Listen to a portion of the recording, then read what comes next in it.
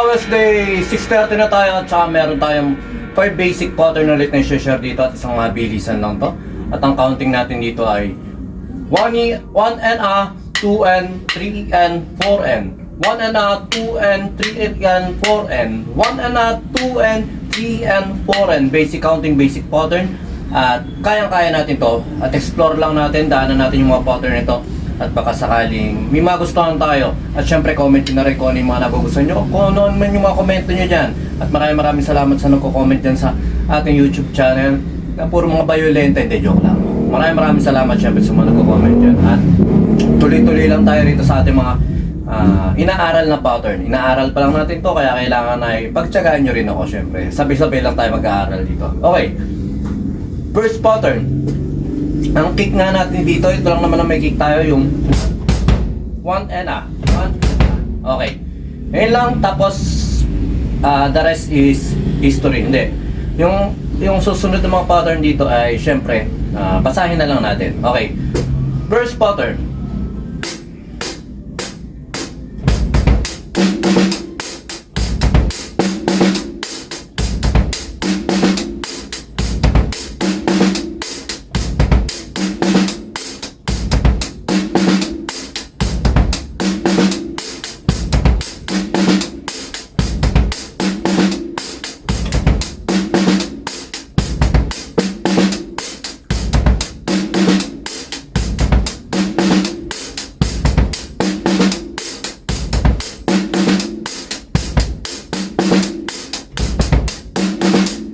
Okay.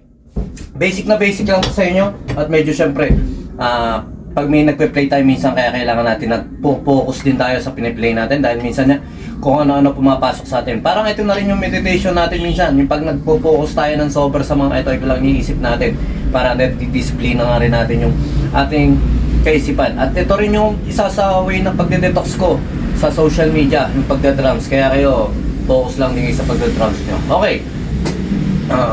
Pattern ano ba? Pattern 2.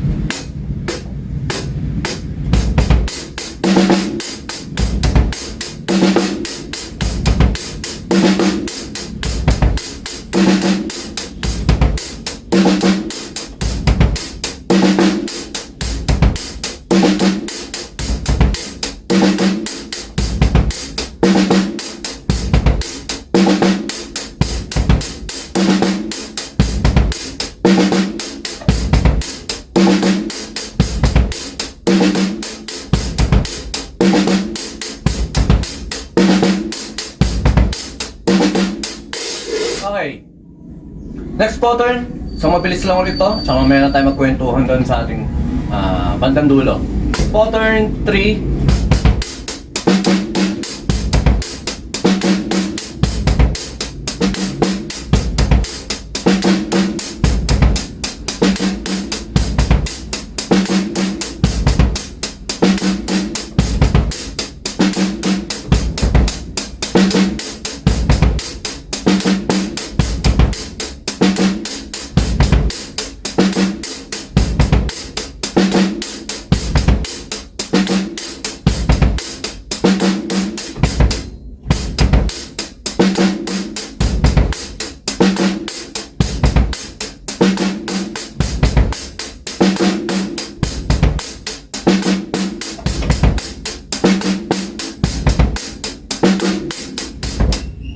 Okay.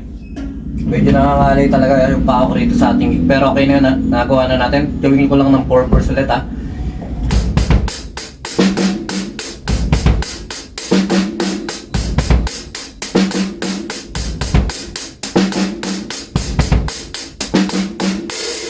Okay, pattern 4. Isang mabilis lang to.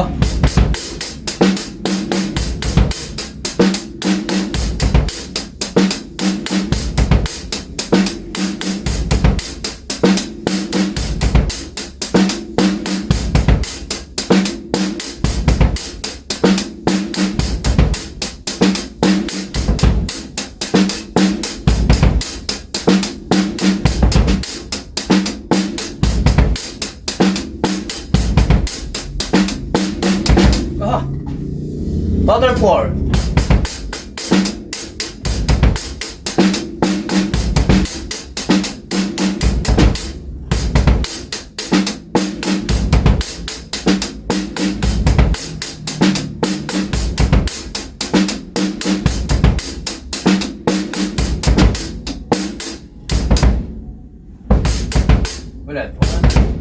pattern 4.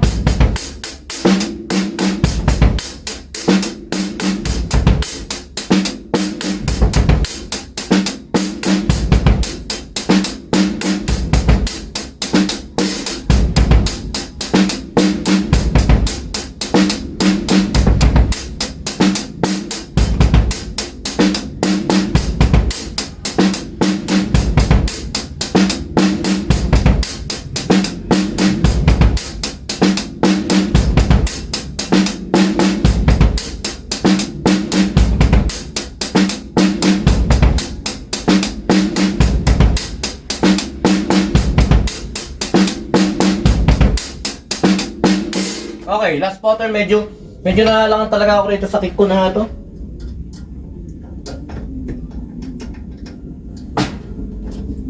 Lumuluwag-luwag kasi siya pero okay lang yan. At magagamay din natin to dahil yung double ped sa babae.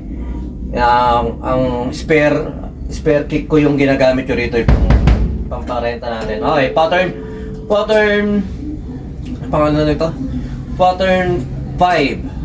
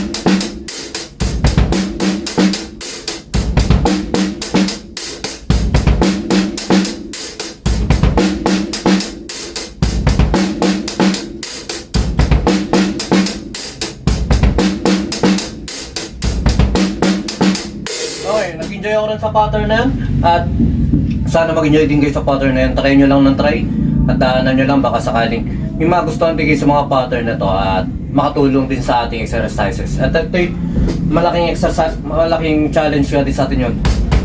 Yan yung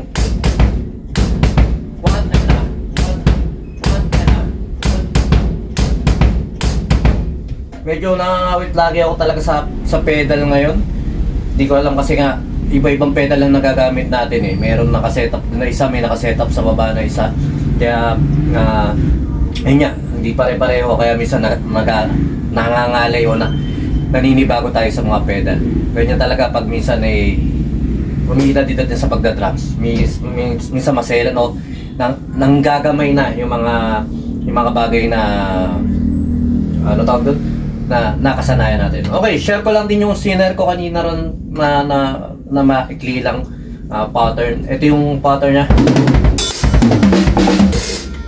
Basic na basic lang siya. Ang ginawa, kick. Tapos yung one yana na yun. Tapos kick.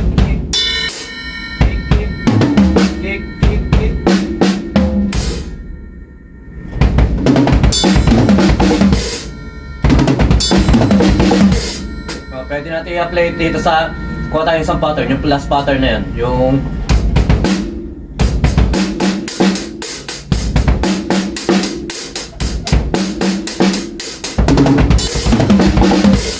pakalan lang natin.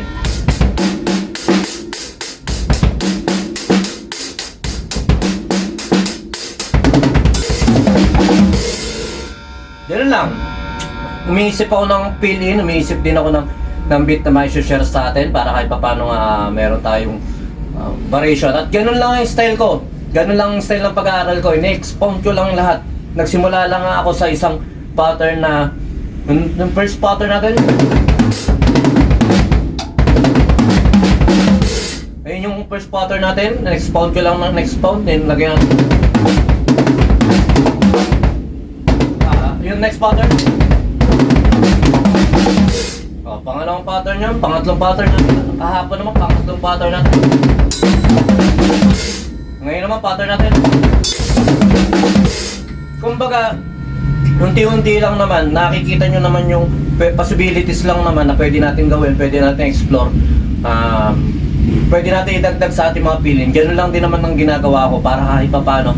May formula ako ng pagkakatuto, may formula ako ng pag-aaral. Hindi lang spoon feeding na ito yung pattern, ito yung ganito. Kailangan syempre yung creativity natin, yung konsepto natin ng pagkakatuto, yun ang pinaka-importante sa atin. Paano natin mapapalawak yung isang pattern na ganito, paano natin mababago-bago. Syempre, mas maganda kung isusulat mo, o mas maganda rin kung hihimay-himayin mo. Tapos, pag nahimay mo na, gabay mo na, iusad-usad mo na lang yung mga notes, o iusad-usad mo na lang yung kick, yung tom-tom, yung pattern. Kagaya na sa ginawa ko na yung mga exercises lang, o mga basic fill-in lang na una, nagsimula.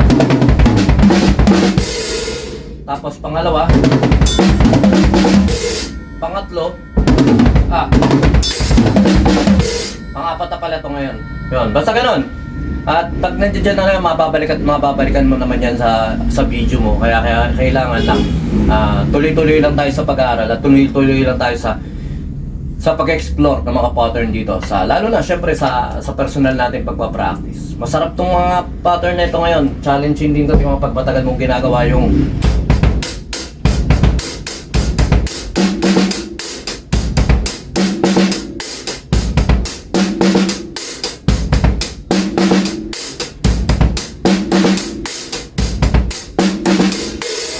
lang, basta enjoy nyo lang yung mga pattern nito.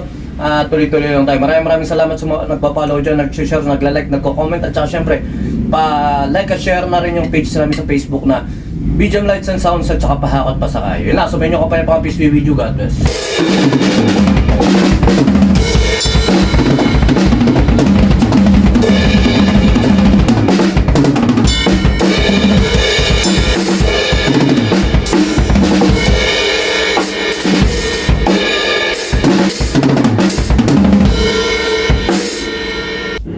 BGM Lights and Sounds. Yun mga boss, baka may mga upcoming events kayo dyan na nangangailangan ng lights and sounds, band equipments o full band acoustic band. PM lang po kayo sa amin. Pwede po namin kayo matulungan sa lahat ng klase ng okasyon, gaya nga ng birthday, kasal, binyag, at party.